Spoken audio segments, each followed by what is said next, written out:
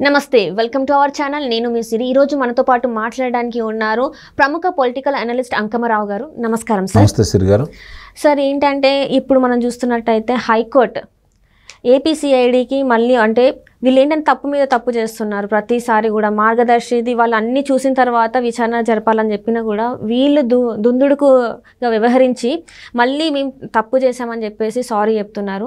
So ఇట్లాంటి పరిణామాలు మనం ఎలా తీసుకోవాలి సార్? అంటే వీళ్ళకి సంబంధించి అంటే మా చేతిలో ఉంది కదా మేము చేయొచ్చు అనుకోవడం వల్ల చేశారా, లేకపోతే ఎవరన్నా ఇలా చేపించారనుకుంటున్నారా? ఐఏఎస్ చదివినాడు, ఐపీఎస్ చదివినాడు న్యాయాల గురించి చట్టాన్ని అతిక్రమించకూడదనే ఒక నిబంధనని అతిక్రమించి ప్రభుత్వ పెద్దలు చెప్పినటువంటి కార్యక్రమాలు నిర్వహిస్తే ఇలాంటి ఫలితాలు ఎదురవుతాయి. ఇప్పుడు మామూలుగా ప్రజాప్రతినిధులకు అర్థం కాకపోవచ్చు చట్టంలో ఉన్నాయి ఏంటి, లేకపోతే ఏ విధంగా వెళ్తే ఇలాంటి పరిణామాలు వస్తాయని చెప్పని వాళ్ళకి తెలియకపోవచ్చు. కానీ క్షుణ్ణంగా రాజ్యాంగాన్ని చదివి చట్టం గురించి తెలిసి ఎంతోమంది ఒక లక్షల మందిలో పోటీపడి పదుల సంఖ్యలో మామూలుగా దీనికి ఉత్తీర్ణమైనటువంటి ఇలాంటి వాళ్ళు, వందల సంఖ్యలో ఉత్తీర్ణమైనటువంటి ఇలాంటి వాళ్ళు ఇలా ప్రజాప్రతినిధులు 5 సంవత్సరాల నుండి తర్వాత ఉంటారో లేదో తెలియని యొక్క ప్రజాప్రతినిధుల మాట విని ఇలాంటి కార్యక్రమాలు చేస్తే ఇంతకంటే ఇంకా వేరేగా ఏముంటాయి చెప్పండి. ఇప్పుడు ఈ సంజయ్ గారు సిఐడి అధికారిగా వచ్చిన కాడి నుంచి కూడా ఈ రోజు వరకు కూడా చాలా ఎదురు దెబ్బలు ఆయనకు తగిలినాయి. ప్రతిపక్షాల మీద కావచ్చు, లేకపోతే ప్రజానాయకుల మీద కావచ్చు, లేకపోతే ఉద్యమకారుల మీద కావచ్చు, వివిధ సంఘాల వ్యక్తుల మీద కావచ్చు, వాళ్ళు పెట్టినటువంటి అభియోగాలు ఏది కూడా ఈరోజు నిరూపితం కాల, ఎవరికి శిక్షలు కూడా పడలా. అయినా వాళ్ళు పదే పైనటువంటి ఎవరైతే అధికారంలో ఉన్నారో వాళ్ళ మాటలు వినటం వల్ల జరుగుతున్నటువంటి పరిణామాలు ఇవన్నీ. ఇక రామోజీరావు గారి ఉదంతం వచ్చేతలకి ఇక్కడ మార్గదర్శికి సంబంధించి ఆ రోజు 2004లో రాజశేఖర రెడ్డి గారు ముఖ్యమంత్రి అయిన తర్వాత రాజశేఖర రెడ్డి గారు వ్యక్తిగత కక్షలతోటి ఉండవల్లి అరుణ్ కుమార్ గారు అనే వ్యక్తి ద్వారా ఈయన మీద అభియోగాలు మోపుతూ దాంట్లో భారత రాజ్యాంగాన్ని ధిక్కరించాడని, దానివల్ల ఒక వ్యక్తి కుటుంబానికి సంబంధించిన వాళ్ళు ఇంత ధనాన్ని సేకరించకూడదనే నిబంధనలు అతిక్రమించాడని చెప్పని ఆయన న్యాయస్థానాలను ఆశ్రమించడం, ఆయన గురించి అభియోగాలు మోపటం, దాన్ని మన రిజర్వ్ బ్యాంక్ వాళ్ళకు కూడా చెప్పటం, తర్వాత ఆర్థిక శాఖ వాళ్ళకు కూడా ఆయన ఫిర్యాదు చేయడం కూడా జరిగింది. అయినా సరే ఏదో రకంగా ఆయన కారాగారంలో వేయాలని, ఆయన సంస్థలన్నింటినీ కూడా నిర్మూలన చేయాలని చెప్పని రాజశేఖర రెడ్డి గారు, ఉండవల్లి అరుణ్ కుమార్ గారు చేయని ప్రయత్నం అంటూ లేదు. అయినా సరే వాళ్ళకి ఎదురు దెబ్బలే తగిలినాయి. ఎందుకంటే అధికారంలో ఉంది వాళ్ళే 10 సంవత్సరాలు. ఆ పార్టీ 5 సంవత్సరాలు రాజశేఖర రెడ్డి గారు ఉన్నా కూడా ఆ తర్వాత కూడా ఉంది ప్రభుత్వంలో, కేంద్రంలో కావచ్చు, రాష్ట్రంలో కావచ్చు, కాంగ్రెస్ పార్టీ అధికారంలో ఉంది. ఆ రోజు ఏమీ కుదరలేదు వాళ్ళకి. తర్వాత తెలుగుదేశం పార్టీ అధికారం వచ్చింది, రాష్ట్రం విడిపోయింది. 5 సంవత్సరాలు ఆంధ్ర రాష్ట్రంలో తెలుగుదేశం పార్టీ అధికారంలో వచ్చింది. అప్పుడేమీ మాట్లాడలేదు అరుణ్ కుమార్ గారు. మళ్ళీ ఇప్పుడు జగన్మోహన్ రెడ్డి గారు అధికారంలోకి వచ్చిన తర్వాత ఆయన కూడా కక్ష సాధింపు చర్యలు చేపడుతున్న తర్వాత మళ్ళీ దీన్ని తిరిగి బయటికి తీసుకురావడం కూడా జరిగింది.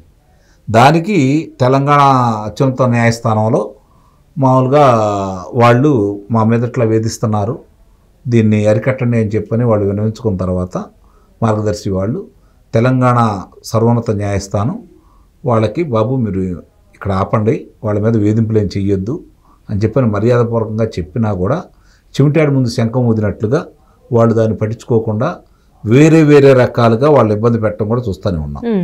దానికి కొంచెం వాళ్ళు ఆగ్రహం వ్యక్తం చేసేసి సమాధానం చెప్పమంటే ఈరోజు పొరపాడని చెప్పని వీళ్ళు చెప్పడం కూడా జరిగింది.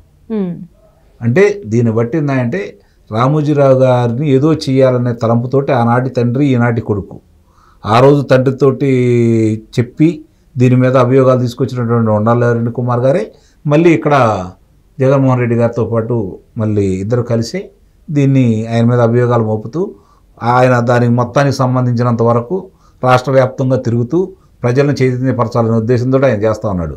ఎందుకంటే ఆయనకు సంబంధించినంత వరకు కూడా ఆంధ్ర రాష్ట్రంలో ఇంకెవరు ఒక్క రామోజీరావు గారి వల్ల అన్యాయం జరిగిపోతుంది, ఆంధ్ర రాష్ట్రం అధోగతి పాలవుతుంది అనేది ఆయన ఉద్దేశం.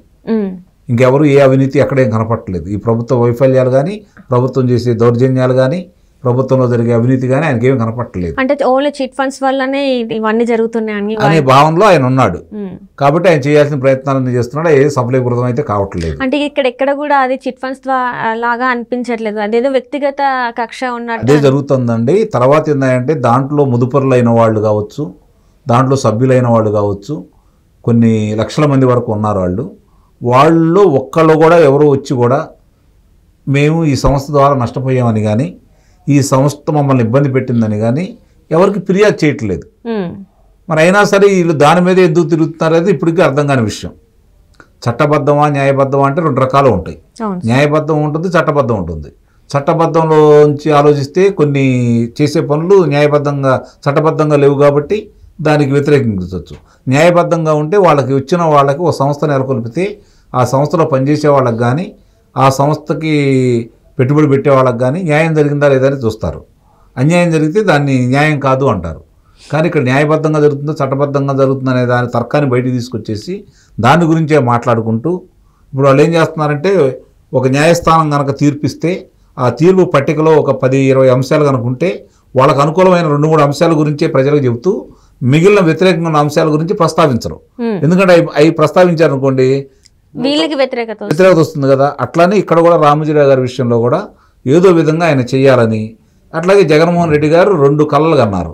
ఒకటి చంద్రబాబు నాయుడు గారిని కారాగారంలో నిర్బంధించాలని, అలాగే రామోజీరావు గారిని అలానే చేయాలని.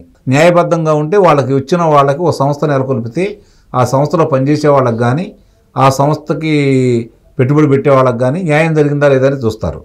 అన్యాయం జరిగితే దాన్ని న్యాయం కాదు అంటారు.